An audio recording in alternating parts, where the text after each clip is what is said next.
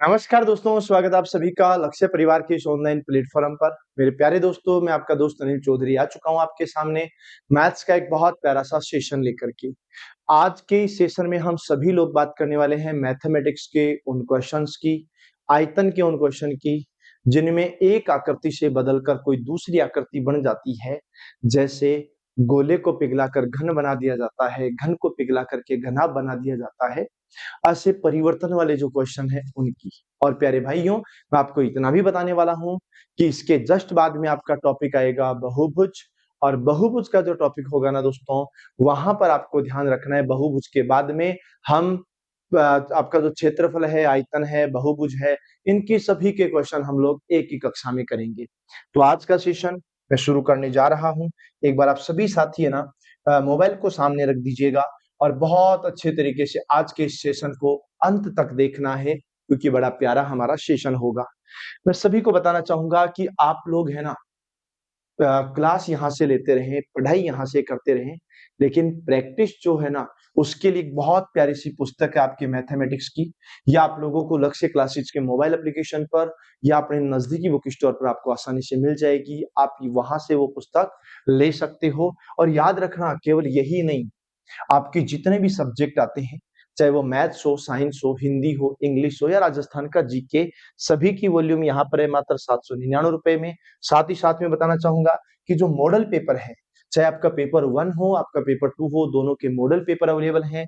और जो हम ऑफलाइन क्लासरूम में पढ़ते हैं वो का वो आपको ऑनलाइन मिलेगा लक्ष्य क्लासेस के मोबाइल एप्लीकेशन पर मात्र 499 रुपए में। वो भी आप लोगों के लिए अवेलेबल है। तो आप बहुत बढ़िया तरीके से अपनी तैयारियां करते रहें। आज के सेशन को अब हम लोग आगे बढ़ा रहे हैं। देखो, सबसे पहले मैं आपको बताता हूं आकृति का परिवर्तन कैसे होता है। जैसे मेरी बात को समझना, मेरा पहला क्वेश्चन आपके सामने है।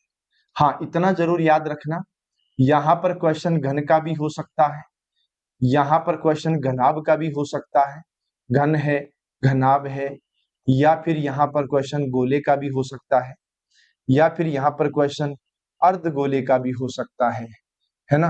यहाँ पर क्वेश्चन घन घनाभ गोला अर्धगोला, यहाँ पर बेलन का क्वेश्चन भी हो सकता है, तो यहाँ पर शंकु का क्वेश्चन भी हो सकता है।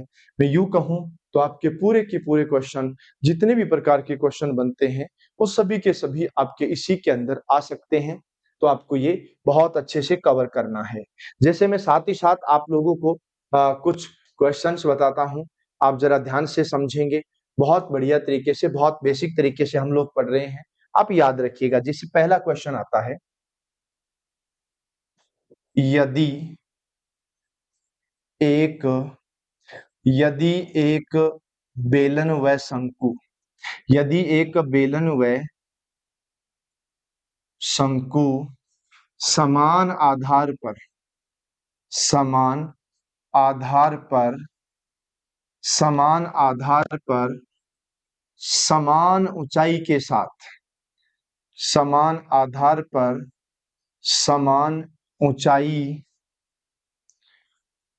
के साथ बने हुए हैं, समान आधार पर समान ऊंचाई के साथ बने हुए हैं, तो इनके आयतन में, तो इनके आयतन में, इनके आयतन में क्या अनुपात होगा, इनके आयतन में क्या अनुपात होगा, ये आप लोगों को याद रखना है। अनुपात होगा।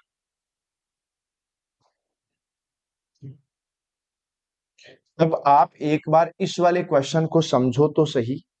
हो सकता है कि ये क्वेश्चन आप लोगों को हार्ड लगे, पर भाई ये क्वेश्चन हार्ड नहीं है, ये क्वेश्चन बहुत आसान है। और मैंने आपको पिछले सभी क्वेश्चंस के अंदर एक चीज तो क्लियर करवाई थी कि किसी भी क्वेश्चन को अगर आप हल कर रहे हैं ना, तो आप उस क्वेश्चन के बारे में बेसिक वो जानकारियां पता कर लें जिनके बारे में क्वेश्चन में कहा गया है। पहले प्रश्न को पढ़ें और ये पता करें कि हमारे क्वेश्चन में दिया क्या है। उसके बाद हम देखेंगे कि हमसे पूछा क्या है।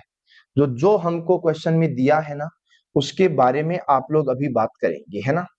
तो हमें क्वेश्चन में क्या दिया कि भाई हमारे पास एक बेलन है और हमारे पास एक शंकु है। दो चीजें हमारे पास है, एक हमारे पास बेलन है, एक हमारे पास शंकु है। और इस बेलन और शंकु दोनों का आधार जो है ना वो समान है। ठीक है, कुछ बात नहीं, मैं डायग्राम बना के बताऊंगा आपको। और इनकी जो ऊंचाई है ना समान आधार है और ऊंचाई भी समान है, तो इनके आयतन में क्या अनुपात होगा? तो हम एक काम करते हैं, एक बेलन बनाते हैं सबसे पहले। ये हम लोगों ने एक बेलन बनाया, ये हमारा बेलन है। और याद रखिएगा, बेलन और शंकु दोनों एक ही आधार पर हैं। तो एक काम करते हैं, इधर इसको ले लेते हैं। ठीक है, ये यहां पर ये हो गया, चलो कोई दिक्कत नहीं है ना। अब मेरी बात को एक चीज और सुनो आप लोग, इसको मैं थोड़ा सा छोटा कर देता हूं। और समान आधार पर समान ऊंचाई का एक बेलन बना हुआ है, और एक ये जोकर वाली टोपी समझ लो या कुछ भी समझ लो। हमें यहां बताया गया कि इनका अगर समान आधार है बच्चों, दोनों का अगर आधार समान है, तो आपको एक बात याद रखनी पड़ेगी, इन दोनों की त्रिज्या समान है। इसकी त्रिज्या r मान लेते हैं, तो यहां पर इसकी त्रिज्या भी हम लोग r मान लेते हैं। दोनों का आधार समान है, तो समझ लीजिए दोनों की त्रिज्या समान है। दूसरी चीज, इसके लिए ऊंचाई हम h मानते हैं, तो बच्चों इसके लिए ऊंचाई ये वाला होता है, और इसकी ऊंचाई आप यहां पर भी h मान लीजिए। मतलब हमसे क्या डिस्कस हुआ कि आधार समान है, ऊंचाई समान है। आधार समान है तो दोनों की त्रिज्या को r और r मान लिया, ऊंचाई समान है तो दोनों की त्रिज्या को h और h मान लिया। अब बात किसकी कर रहे हैं? बात हम कर रहे हैं भाइयों बेलन के आयतन की, शंकु के आयतन की, उनमें क्या अनुपात होगा। जो बेलन का आयतन होता है ना वो होता है बच्चों पाई आर स्क्वायर एच, और जो शंकु होता है ना उसका आयतन होता है 1/3 पाई आर स्क्वायर एच। ये लो, चलो ठीक है। अब हम क्या करते हैं, इधर की त्रिज्या आर है, इधर की त्रिज्या भी आर है, इधर की ऊंचाई एच है, इधर की ऊंचाई भी एच है। जो कट रहा है ना बच्चों उसको काट दीजिए। हमने कहा सर दोनों तरफ पाई से पाई कटा, आर स्क्वायर से आर स्क्वायर कटा, एच से एच कटा, बचा कौन? उधर 3 बचा, उधर 3 बचा और इधर 1 बचा। ये लो जी, एक साइड 3 बच गया है, एक साइड 1 बच गया है। हमारा जो आंसर आ गया ना वो आ गया बच्चों 3:1। ये ध्यान रखना, क्लियर है। जैसे मेरा एक क्वेश्चन और है, ठीक है ना, याद रखना, एक प्यारा सा क्वेश्चन और है। एक बेलन व शंकु, एक बेलन व शंकु का आधार, शंकु के आधार की त्रिज्या, शंकु के आधार, एक बेलन व शंकु के आधार की त्रिज्या, बेलन व शंकु के आधार की त्रिज्या 3:4 तथा बेलन व शंकु के आधार की त्रिज्या 3:4 तथा उनकी ऊंचाई, उनकी ऊंचाई 2:1 है, उनकी ऊंचाई 2:1 है, तो इनके, तो इनके आयतन, इनके आयतन में क्या अनुपात होगा? आयतन में क्या अनुपात होगा? ये बस इतना सा काम करना है, इनके आयतन में क्या अनुपात होगा, बस आप लोगों को इतना सा हमको बताना है। चलो बहुत अच्छी बात है, बहुत प्यारा सा हमारा क्वेश्चन है, ये आपको ध्यान रखना है। क्लियर है? देखो कंफ्यूज नहीं होना, बहुत बेसिक प्रश्न है। मुझे पता है कि मेरे बहुत से साथी घर बैठे नोट्स भी बना रहे हैं। देखो ऑफलाइन में कोई विद्यार्थी पढ़ता है ना वो भी ऐसे ही क्वेश्चन करता है, वो भी वहां पर बैठ के नोट्स बनाता है। आप भी यहाँ बैठ के नोट्स बना रहे हो, आराम से नोट्स बनाओ और क्वेश्चन को देखो कैसे करना है। आप लोगों से क्या पूछा गया, इनके आयतन में क्या अनुपात होगा। तो यार एक काम करो ना, किसके आयतन की बात हो रही है? बेलन और शंकु के आयतन की बात हो रही है। एक काम कीजिएगा, पहले नाम बेलन का आया, पहले नाम बेलन का आया तो याद रखना इधर तो लिख दो बच्चों बेलन और इधर लिख दो बच्चों शंकु। और तुमको एक बात याद रखनी है, तुमको चाहे पृष्ठीय क्षेत्रफल का अनुपात पूछे, चाहे आयतन का अनुपात पूछे, तुमको किसी का भी पूछे, फॉर्मूला लिख देना, फॉर्मूले में वैल्यू लिख देना। चलो हमने फॉर्मूला लिखा, बेलन के आयतन का फॉर्मूला होता है बच्चों 4 पाई आर स्क्वायर एच, सॉरी माफ कीजिएगा पाई आर स्क्वायर एच, है ना। और शंकु का आयतन होता है बच्चों 1/3 पाई आर स्क्वायर एच। पर एक बात ध्यान रखनी है, इधर जो त्रिज्या है वो बेलन की त्रिज्या है, इधर जो त्रिज्या है वो शंकु की त्रिज्या है। अब ऐसा तो नहीं बोला ना कि आधार भी समान है ऊंचाई भी समान है, ऐसा तो हमको नहीं बोला ना। अगर हमको ऐसा नहीं बोला तो हम एक काम करेंगे, हम एक काम ऐसा करेंगे सर, पाई से तो हम पाई काट ही देंगे। अब देखो यहाँ त्रिज्या की बात हो रही है, बेलन और शंकु के आधार की त्रिज्या, बेटा बेलन की त्रिज्या 3 है और शंकु की त्रिज्या 4 है। बेलन की त्रिज्या 3 है और शंकु की त्रिज्या कितनी है 4 है। ये लो बेलन की त्रिज्या 3 है, बेलन की त्रिज्या 3, 3 का स्क्वायर हो गया, शंकु की त्रिज्या 4, 4 का स्क्वायर हो गया। उनकी ऊंचाइयां 2:1 में है, इधर ऊंचाई का मान 2 है, ये आ गया, इधर की ऊंचाई 2 है और इधर की ऊंचाई कितनी है 1 है। मतलब आप सीधा सा समझो भाई, आपसे करना वरना कुछ नहीं है, आपको तो फॉर्मूले में वैल्यू रखनी है। चलो जी हम एक काम करते हैं, याद रखिएगा, हम यहां करते हैं 3 का स्क्वायर होता है बच्चों 9, 9 का डबल होता है 18, अनुपात इधर 1/3 तो आएगा ही आएगा ना, तो 1/3 अपनी जगह रहेगा भाई, 1/3 तो आएगा ही आएगा, ठीक है ना। तो 1/3 अपनी जगह रहेगा और 4 का स्क्वायर 16 आ जाएगा। इस 3 को इधर ले आएंगे, ये आ जाएगा 3 गुणा 18, 3 गुणा 18 अनुपात 16। ये 2 से कटा 8 बार, ये 2 से कटा 9 बार, 9 गुणा 3 27। ये लो बच्चों, ये 27 अनुपात 8 हमारा उत्तर आ गया। क्लियर है, इतना सा आपको काम करना है। बहुत अच्छा सा क्वेश्चन था, बहुत प्यारा सा क्वेश्चन था। अब मैं आपको अगले क्वेश्चन में ले चलता हूं। हम क्वेश्चन को थोड़ा सा घुमा रहे हैं, हम क्वेश्चन को ऐसे घुमा रहे हैं कि एक बेलन है, क्या है, एक बेलन व एक शंकु, एक बेलन व एक शंकु का, एक बेलन व एक शंकु का आयतन समान है, एक बेलन व एक शंकु का आयतन समान है और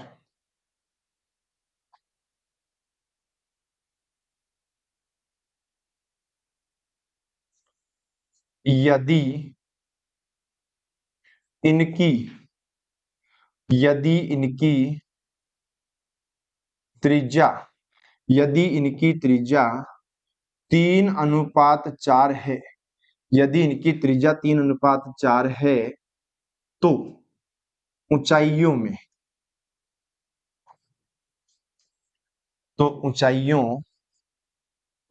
में क्या अनुपात होगा, ऊंचाइयों में क्या अनुपात होगा। ये लो, यह हमारा बहुत अच्छा सा क्वेश्चन बना भाई। हमने क्या किया यार, हमने तो एक अच्छा सा क्वेश्चन लिया और एग्जामिनर को पता लग गया ना, तो एग्जामिनर ये क्वेश्चन हमसे ले लेगा। क्यों ले लेगा, क्योंकि तो बहुत प्यारा क्वेश्चन है। एग्जामिनर अक्सर आपको कंफ्यूज करने के लिए ऐसे क्वेश्चन देगा। आपको क्या करना है, इन क्वेश्चन के अंदर सीधा सा एक तरीका लगाना है। सबसे पहले आप बड़े प्यार से क्वेश्चन को पढ़ो, एक बेलन और एक शंकु का आयतन समान है। जब हमारा क्वेश्चन कह रहा है कि बेलन और शंकु का आयतन समान है तो तुम एक फॉर्मूला लगाओ, इधर इधर आप लोग लिखेंगे बेलन का आयतन, इधर क्या लिखेंगे बेलन का आयतन, और इधर क्या लिखेंगे शंकु का आयतन, शंकु का आयतन, बेलन का आयतन व शंकु का आयतन, और दोनों का आयतन कैसा है? समान है। याद रखना, पहले जिसका नाम आया ना उसी का नाम पहले लिखना, और बाद में जिसका नाम आया ना उसका नाम बाद में लिखना। जिसका नाम पहले आया उसका नाम पहले लिखो, जिसका नाम बाद में आया उसका नाम बाद में लिखो, ताकि हमारे अनुपात में कभी मिस्टेक नहीं हो। अब बेलन के आयतन और शंकु का आयतन समान है, तो एक काम करते हैं, बेलन का आयतन होता है बच्चों पाई आर स्क्वायर एच, और शंकु का आयतन होता है 1/3 पाई आर स्क्वायर एच। पर हम लोगों से क्या कहा गया? हम लोगों से कहा गया त्रिज्या का अनुपात 3:4 है, तो बाबू भैया काटना मत। 3:4 है इसलिए काटना मत, और ऊंचाइयों का अनुपात पूछा है वो भी मत काटना। इसके अलावा पाई तय कटियो बच्चों पाई, ठीक है। त्रिज्याओं का अनुपात 3:4 है, 3:4 हो गया, इधर 3 हो गया, और इधर बच्चों अनुपात में 4 आ गया। ये लो बच्चों 4, ये h। देखो जी बच्चों, एक काम करो, मैं बेलन की त्रिज्या r1 और h1 मान लेता हूं, शंकु की त्रिज्या r2 और ऊंचाई h2 मान लेता हूं। इधर h1 है, इधर h2 है, ऐसा हम लोगों ने मान लिया। हमने कहा भाई पहले बेलन नाम आया तो पहले वाले को 1 1 दे दूं, बाद में शंकु नाम आया तो शंकु वाले को 2 2 दे दूं। अब देखो 9 गुणा h1, यह आ गया बच्चों 9 गुणा h1 बराबर 4 गुणा 4 16/3 h2, यह आ गया बच्चों 16/3 h2, 16/3 और गुणा में h2। याद रखना, अगर तुम्हें h1 अनुपात h2 निकालना है तो बच्चों h1 का मान सामने की तरफ मिलेगा, इस मान को इधर लाएंगे हम लोग, है ना। तो देखो यह आ गया बच्चों 16/3, और h2 का मान इधर मिलेगा तो यह आ गया बच्चों 9। दोनों तरफ 3 से गुणा कर दीजिए, दोनों तरफ 3 से गुणा इसलिए करना है कि 3 से 3 कट, 16 अनुपात 9 गुणा 3 होता है बच्चा पार्टी 27, 9 गुणा 3 होता है कौन? 27। ये हम लोगों को ध्यान रखना है। क्लियर है, शानदार है, जबरदस्त है, मजेदार और बहुत प्यारा सा क्वेश्चन है। क्लियर है ना? इतना सा आपको याद रखना है। और अब हम लोग बढ़ते हैं अगले क्वेश्चन में। हमारा एक बड़ा प्यारा सा क्वेश्चन होगा, हम आकृतियां आपस में बदल ही रहे हैं, तो हम आकृतियां बदल रहे हैं ना, तो याद रखना एक बेलन, एक बेलन व एक गोला, एक बेलन व एक अर्धगोला, एक बेलन व एक अर्धगोला जिनकी त्रिज्याएं, जिनकी त्रिज्याएं तथा एक बेलन व एक अर्धगोला जिनकी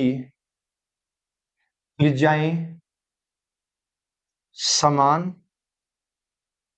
तथा ऊंचाइयां भी समान है, तथा ऊंचाइयां भी समान है, ऊंचाइयां भी समान है, तो इनके आयतन में, तो इनके आयतन में, आयतन में क्या अनुपात होगा? क्या अनुपात होगा? ये आप लोगों को ध्यान रखना है, क्या अनुपात होगा। चलो बच्चों, बहुत अच्छा सा क्वेश्चन है, बड़ा प्यारा सा हमारा क्वेश्चन है। आपको कैसे करना है, आप ये देखिएगा कि एक बेलन और एक अर्धगोला जिनकी त्रिज्याएं समान है और उनकी ऊंचाइयां भी समान है। चलो हम लोग पहले डायग्राम बनाते हैं, आप डायग्राम से बहुत अच्छे से समझोगे, मेरी बात को बड़े प्यार से समझना और बहुत शानदार तरीके से समझना, कोई दिक्कत आपकी होनी नहीं चाहिए। एक बेलन और एक अर्धगोला जिनकी त्रिज्याएं समान है, ये बच्चों ये बेलन है,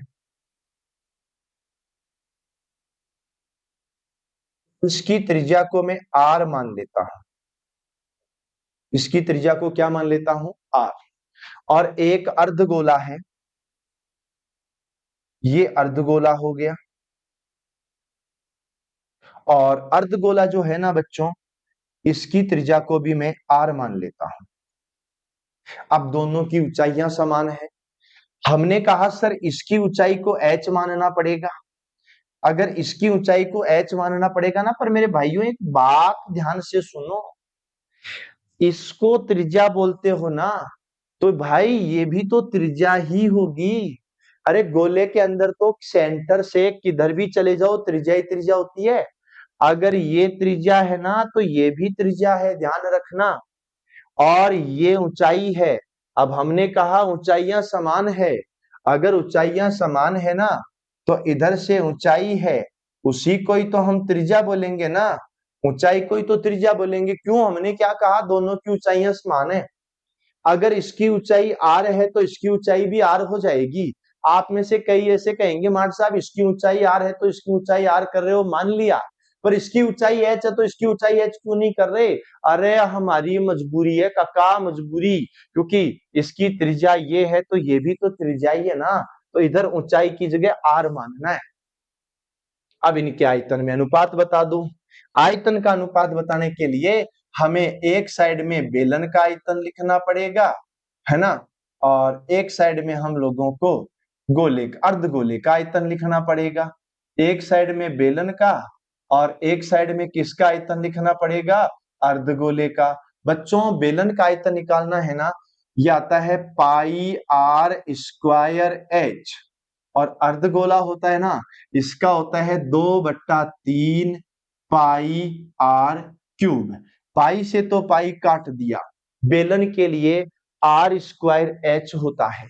मैं आपको बड़े प्यार से बता दूं, आर का मतलब त्रिज्या होता है। चलो ठीक है, हम लोगों ने आर स्क्वायर कर दिया। एच का मतलब ऊंचाई होता है। भाई ऊंचाई को तो हम लोग आर लिख रहे हैं ना। अरे ये क्या होता है, पाई आर स्क्वायर एच होता है ना। आर का मतलब तो त्रिज्या हो गया, एच का मतलब ऊंचाई होता है, पर ऊंचाई को भी तो हम आर मान चुके हैं ना। आर स्क्वायर ये एच 2/3 और आर क्यूब अपनी जगह रहेगा। बेटा इससे तो ये सीधा ही कट गया, 3 को इधर ले आओ, आंसर आएगा बच्चों 3:2। ये हमारा राइट आंसर है। बड़ा प्यारा सा क्वेश्चन है, बड़ा शानदार सा क्वेश्चन है। आप कोशिश करते रहो ना, है ना, इसी प्रकार से आप कोशिश करें। जैसे मैं आपके सामने एक प्यारा क्वेश्चन और लिख, मेरी बात को समझना। हमें बोला गया एक घनाभाकार एक घनाभाकार टैंक, क्वेश्चन क्या है, एक घनाभाकार टैंक जिसकी विमाएं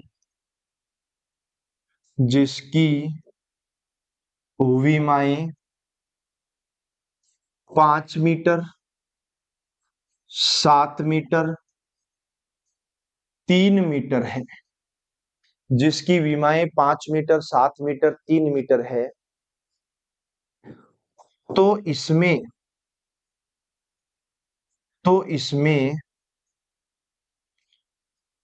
कितने लीटर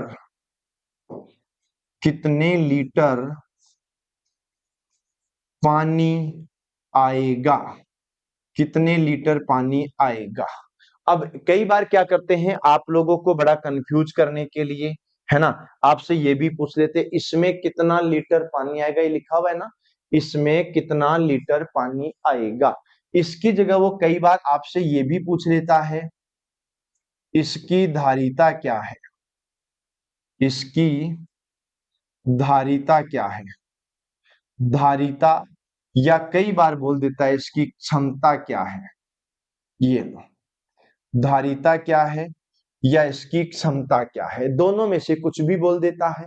या आप लोगों को ध्यान रखना है धारिता क्या है या क्षमता क्या है, बस इतना सा याद रख लेना है। चलो बच्चों, बहुत अच्छा सा क्वेश्चन है। अब एक काम करते हैं, हम लोग इस क्वेश्चन को हल करते हैं। तुमको एक चीज याद रखनी है, मैंने एक दिन बताया भी था कि ऐसे पानी की टंकी वाला क्वेश्चन बहुत बार आता है, और पानी की टंकी के अंदर कितना लीटर पानी आएगा, ऐसा बहुत बार क्वेश्चन आता है। तो तुम एक बात हमेशा याद रखना, 10 सेंटीमीटर लंबाई,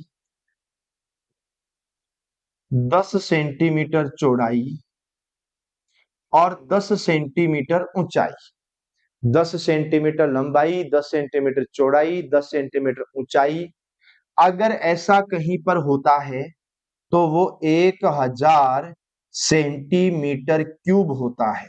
कितना होता है? 1000 सेंटीमीटर क्यूब। और ये 1000 सेंटीमीटर क्यूब बच्चों 1 लीटर के बराबर होता है। अब एक काम अपन को करना पड़ेगा, ये जो इतना बताया ना, इसको सेंटीमीटर क्यूब में कर लो।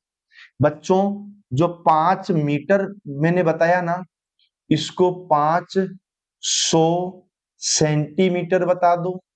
7 मीटर जिसको मैंने बताया ना, उसको 700 सेंटीमीटर बता दो। 3 मीटर जिसको बताया ना बच्चों, उसको 300 सेंटीमीटर बता दो। केवल इतना सा काम कर दो, इसके अलावा हमको कुछ भी नहीं करना। अब बात यह है कितना लीटर पानी आएगा। भाई, किसी बर्तन के अंदर तुम पानी डालना चाहते हो ना, वो उस बर्तन का आयतन होता है।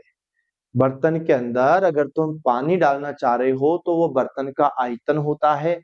और आयतन की बात करें ना, तो बेटा याद रखना है घनाभ के आकार का है ना, तो तुमको याद रखना है कि घनाभ का जो आयतन होता है, घनाभ का जो आयतन होता है ना बच्चों, उसको हम सीधा बोलते हैं लंबाई गुणा चौड़ाई गुणा ऊंचाई। लंबाई गुणा चौड़ाई गुणा ऊंचाई बोलते हैं। तो हम सीधा सा बोलेंगे बच्चों 500 सेंटीमीटर गुणा 700 सेंटीमीटर गुणा 300 सेंटीमीटर, और बट्टा में आ जाएगा 1000 सेंटीमीटर क्यूब। बच्चों, 5 गुणा 7 35, 35 गुणा 3 105 होता है। 35 गुणा 3 105 होता है। 1 2 3 4 5 6, 1 2 3 4 5 6, इतने जीरो, और बट्टा में केवल 3 जीरो। अब याद रखो बच्चों, 3 जीरो से 3 जीरो कट गया, इकाई दहाई सैकड़ा हजार 10,000 लाख, 1 लाख, 1 लाख और 5,000 लीटर पानी आएगा। कितना आएगा? 1,05,000 लीटर पानी आएगा। ये आप लोगों को ध्यान रखना है। क्लियर है? डन डनाडन है? आपको बिल्कुल भी नहीं टेंशन लेनी, बिल्कुल भी प्रॉब्लम नहीं, बहुत अच्छे तरीके से। अब देखो, मैं चला मेरे अगले क्वेश्चन की तरफ। अगला यहां पर एक प्यारा सा क्वेश्चन आया। देखो क्या क्वेश्चन है। आप जब क्वेश्चन को पढ़ोगे तो आपको लगेगा 21 सेंटीमीटर व्यास की एक गोलीय गेंद को पिघलाया गया और 1 सेंटीमीटर किनारे वाले घनों में पुनः ढाला गया, तब इस प्रकार बने घनों की संख्या कितनी है? भाई, ये काम कर सकते हो।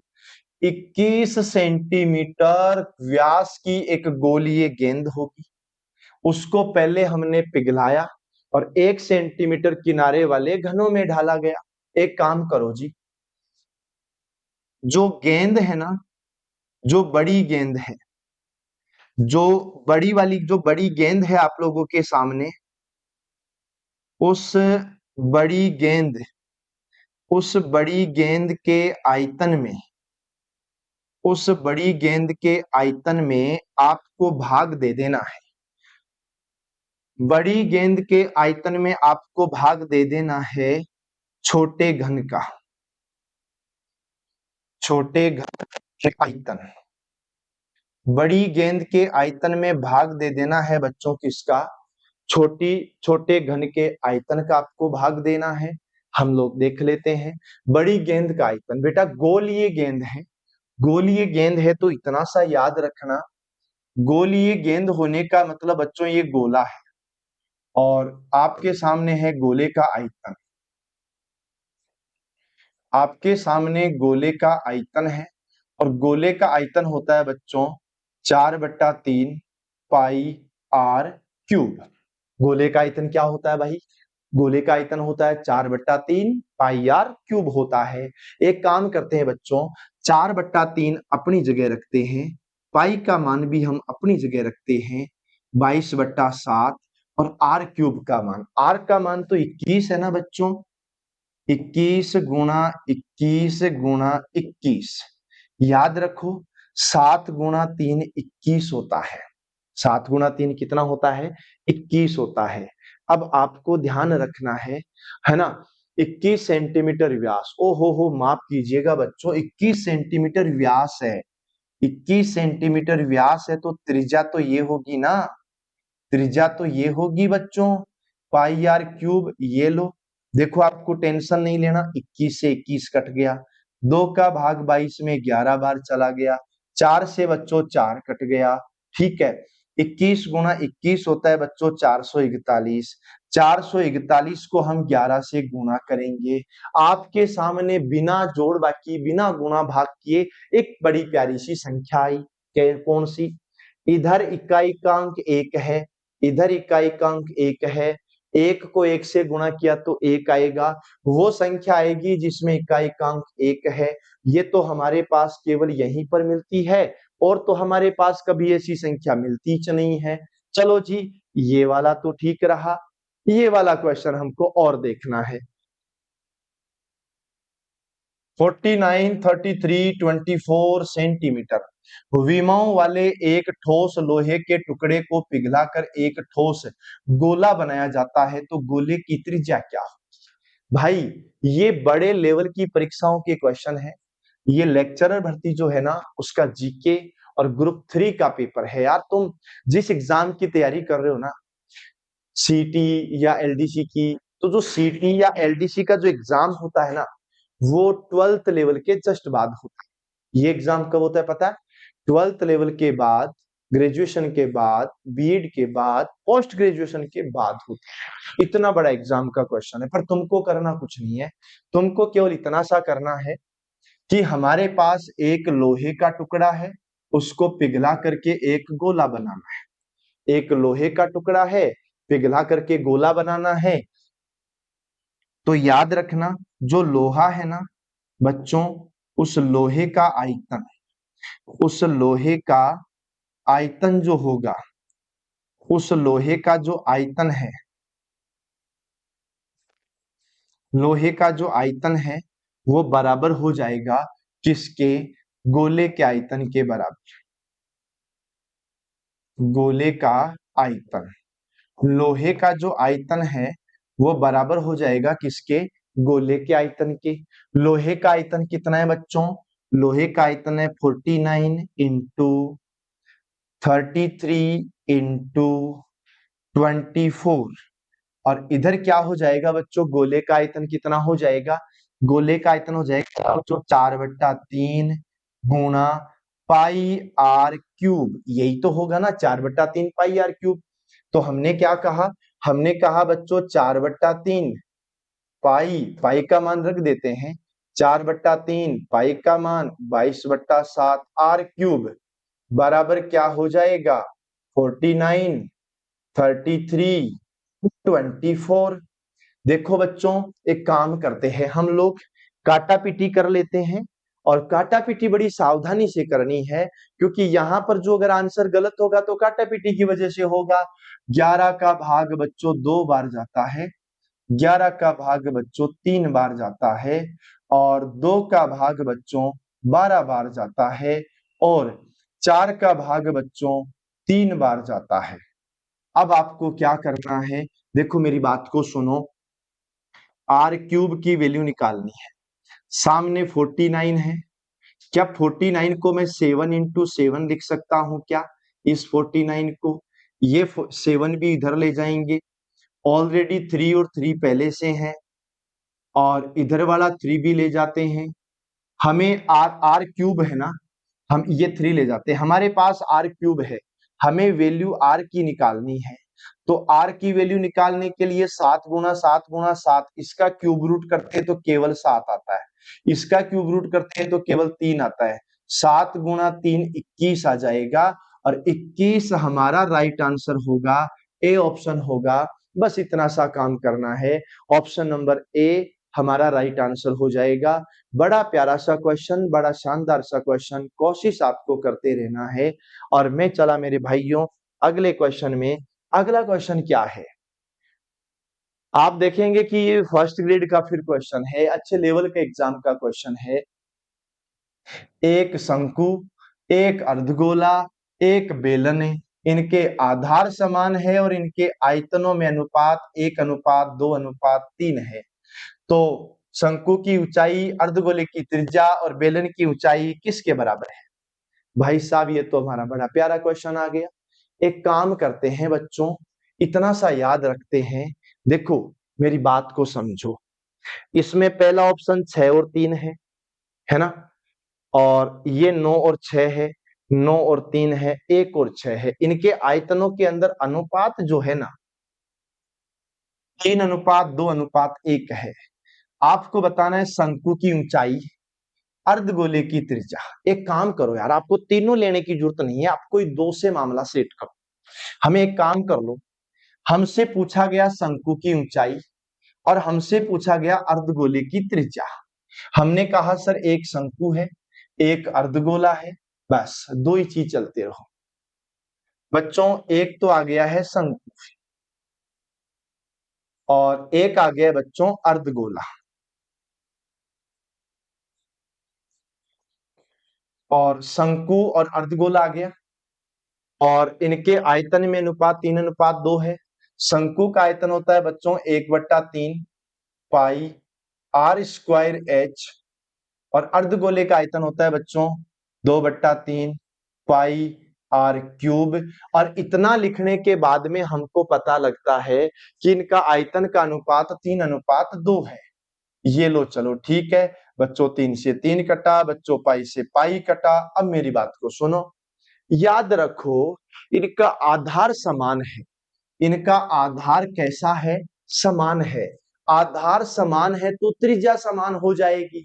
आधार समान है तो बच्चों त्रिज्या समान हो जाएगी। त्रिज्या समान होगी तो एक काम करेंगे बच्चों, ऊपर आर स्क्वायर गुणा एच है और बट्टा में आर स्क्वायर गुणा आर कर देते हैं, बराबर 3/2 है।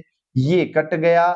अब देखो ऊंचाई बची है, शंकु की ऊंचाई बची है। इन्होंने शंकु की ऊंचाई पूछी, शंकु की ऊंचाई बच्चों 3 आ गई। और अर्धगोले की त्रिज्या पूछी, अर्धगोले की त्रिज्या 2 आ गई।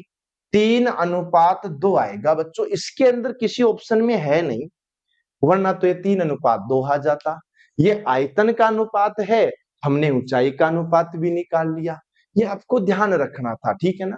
हो सकता है मेरे भाइयों यहां किसी प्रकार की कोई मिस्टेक भी हो सकती है, चलो हम ये मानते हैं कि मिस्टेक हो सकती है। इसी प्रकार का एक और क्वेश्चन हम लोग कर लेते हैं ताकि आपको वो भी समझ में आ जाए।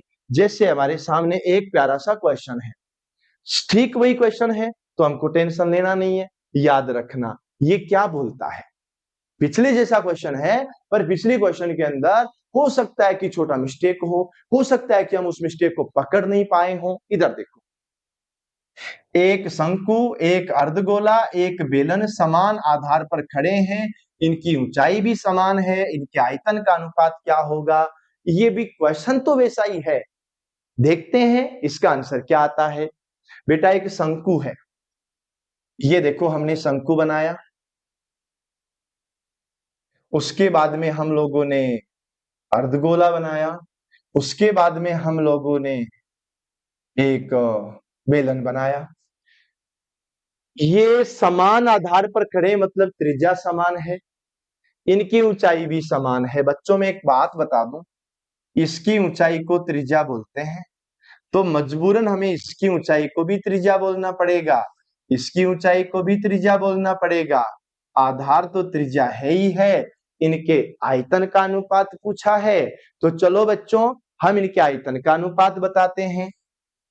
1/3 पाई एच अनुपात 2/3 पाई आर क्यूब अनुपात पाई आर स्क्वायर एच।